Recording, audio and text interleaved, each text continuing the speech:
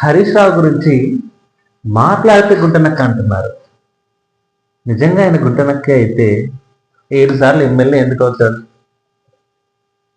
నాకు తెలిసి తెలంగాణ రాష్ట్రంలో వరుసగా 7 సార్లు గెలిచిన ఎమ్మెల్యే ఎవరైనా ఉన్నారా? ఎవరైనా ఉన్నారా? తెలంగాణ ప్రదేశం నుంచి, తెలంగాణ ఏరియా నుంచి, తెలంగాణ ప్రాంతం నుంచి 7 సార్లు ఎమ్మెల్యే అంత ఈజీగా వచ్చిందా? ఏదో ఓటుకు నోటిస్తే వేశారా?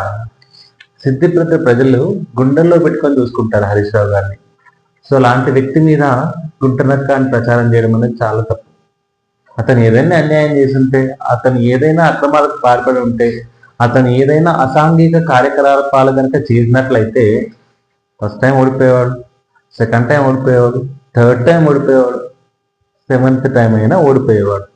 But 7 times back to back victory సాధించాడంటే అతనిలో ఎటువంటి అవినీతి జరగలేదనే కదా అర్థం.